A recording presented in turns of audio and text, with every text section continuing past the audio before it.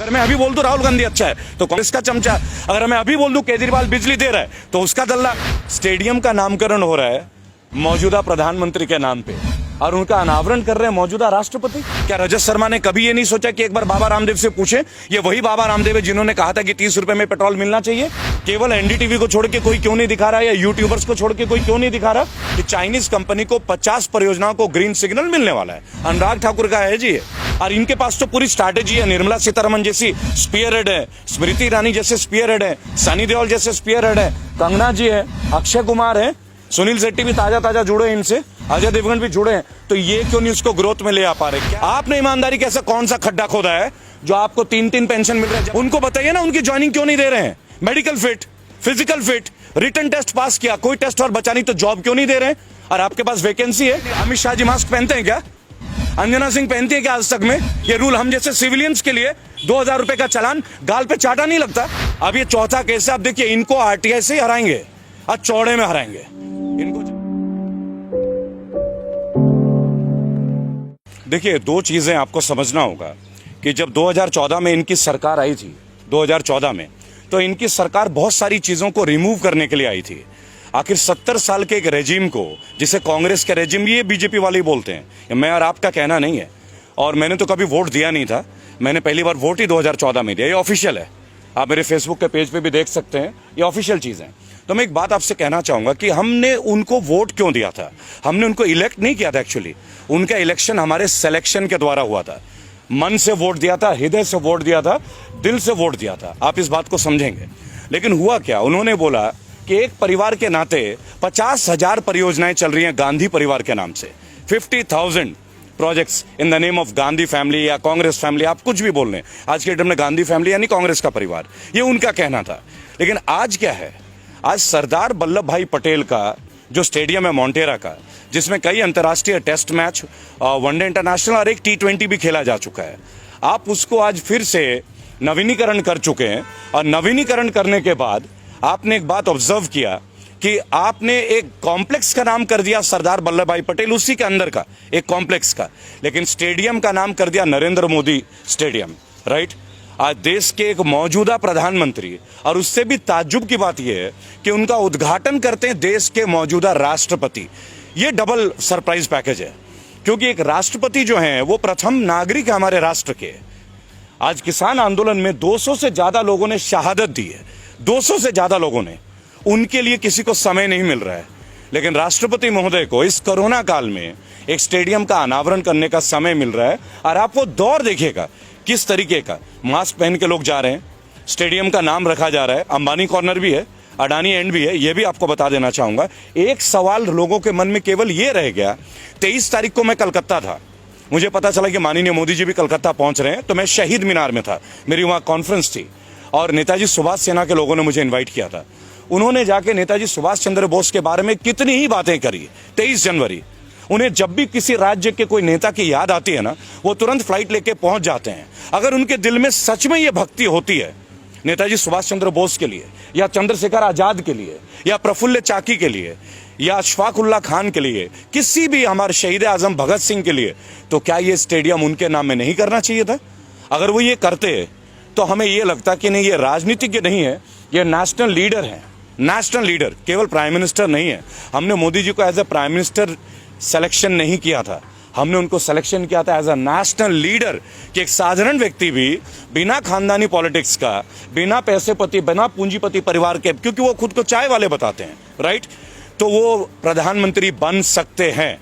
क्या फर्क रहा जब 2010 से पहले मायावती जी ने दलित प्रेरणा स्थल में अपना स्टैचू लगाया था, अपनी प्रतिमा लगाई थी। उन्होंने लोगों से आह्वान किया था कि मुझे पूजो, मुझे पूजो, ये कहा था। लेकिन तब यही लोग थे जो विरोध करते थे। आज इनको क्या हो गया भाई? आज अब अपना नाम की पूजा नहीं करा रहे हैं क्या? इस वक्त उनकी उतनी उम्र हो गई है, अब बहुत जल्दी आप ये भी देखेंगे कि भारत रत्न आपको ना मिल जाए, क्योंकि जिस देश में मौजूदा प्रधानमंत्री के नाम पे स्टेडियम होता है और उसका अनावरण मौजूदा राष्ट्रपति करते हैं, तो कहीं ना कहीं सबको टेंशन होती है। महंगाई पे देखिए, देश के असली मुद्दे इस वक्त स्टेडियम नहीं है। देश का असली मुद्दा अगर आप देखना चाहें, कोई भी नेशनल मीडिया जो हमारी बेसिक मुद्दे उन पे चर्चा नहीं कर रहा है। क्यों ना चर्चा करे महंगाई के ऊपर, क्यों ना चर्चा करे बेरोजगारी के ऊपर। ये वही जगह है जहां हमने प्रोटेस्ट किया था 14 तारीख को। और ये वही जगह है जब 22 तारीख को लाठियां भांजी गई एसएससी जीडी के बच्चों के लिए। क्या दोष है उनका? 50 लाख लोगों ने फॉर्म भरा, 50 लाख लोगों ने। 100 रुपए का फॉर्म था, अरबों रुपए कलेक्शन होते हैं। देश का सबसे बड़ा घोटाला है। कौन कहता है कि सरकार घोटाला नहीं करती? सबसे बड़ा घोटाला है फॉर्म घोटाला।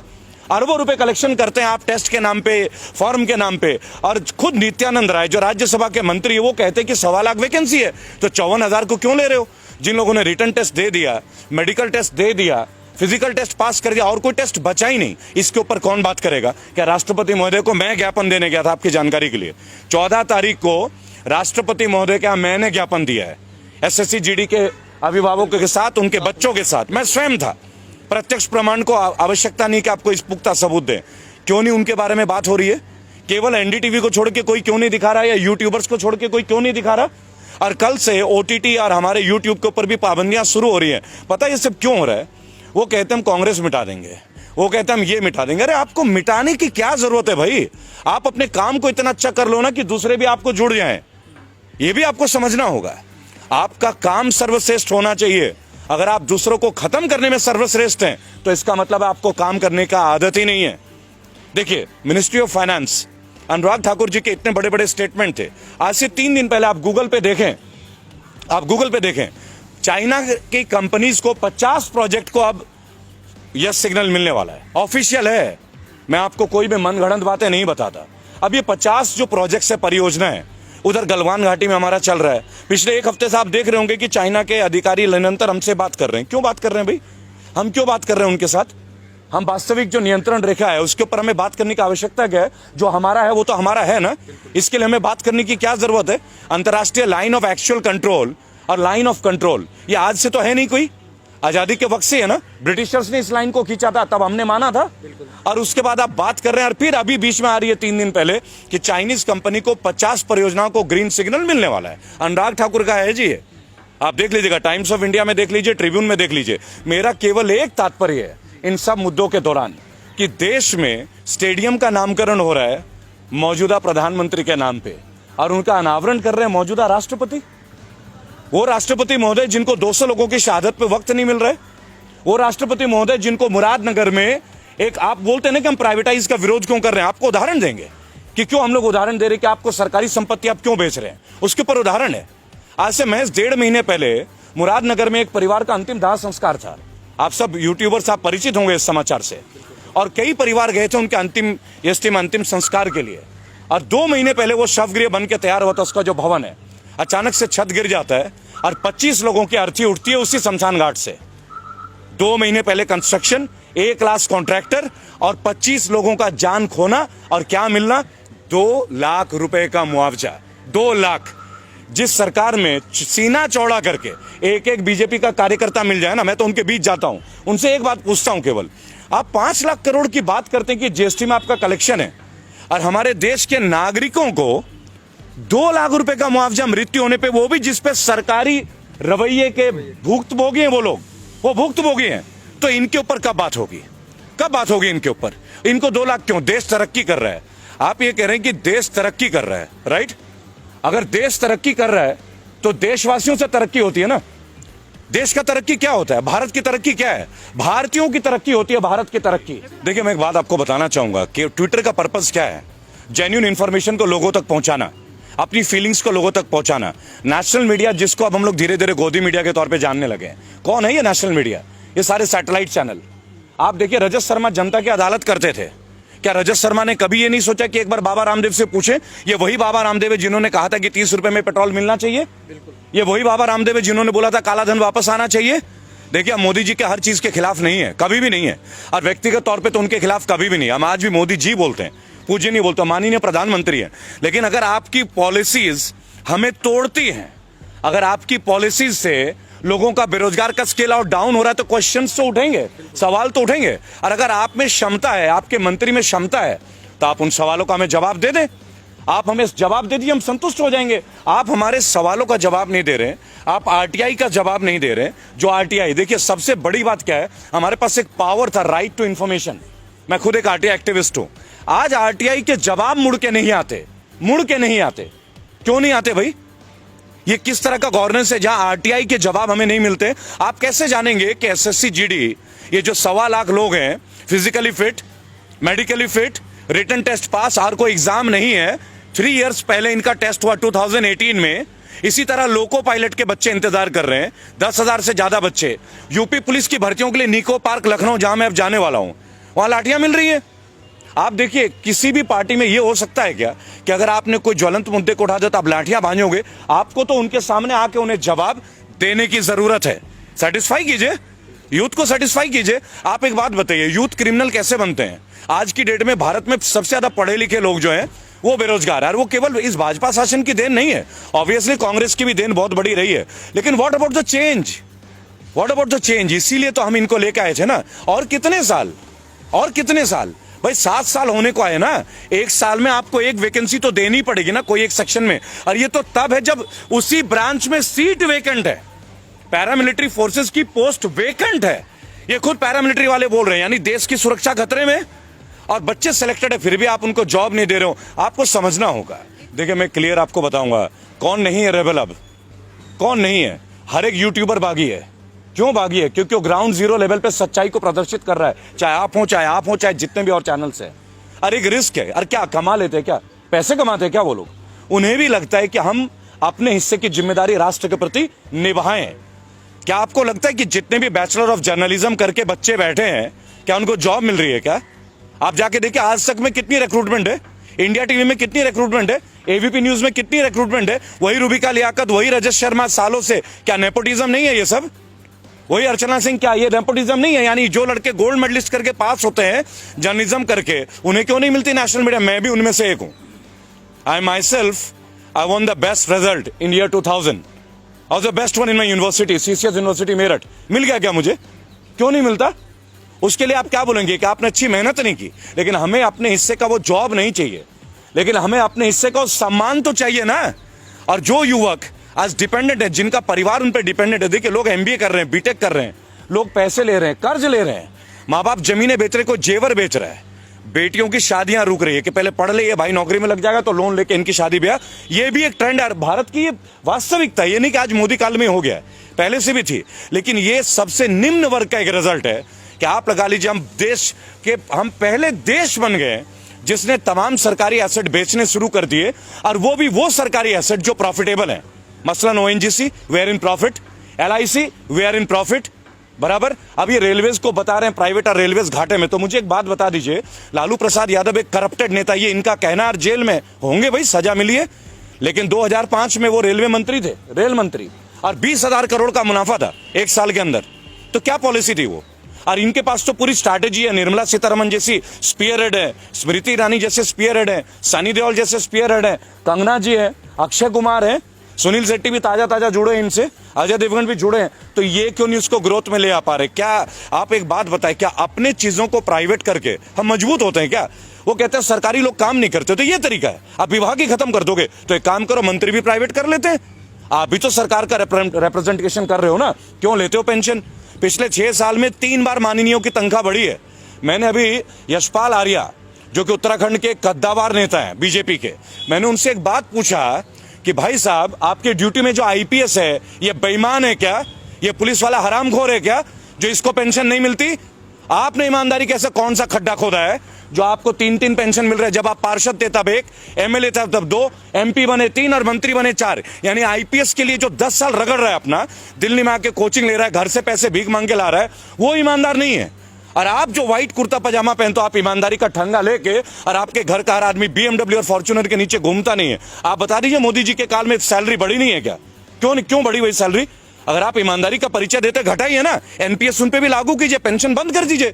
हम आपके साथ खिलाफ नहीं है, सख्त आपकी विचारधारा को समर्थन करेंगे, लेकिन एक कंडीशन है। 5 सवाल है। देखिए, आप लोग इतने सवाल पूछते हैं ना, 5 क्वेश्चन पे हमारे साथ आके डिबेट पे आ जाइए, ओनली 5 क्वेश्चन। पहली बात, एम्प्लॉयमेंट के ऊपर बात करते हैं।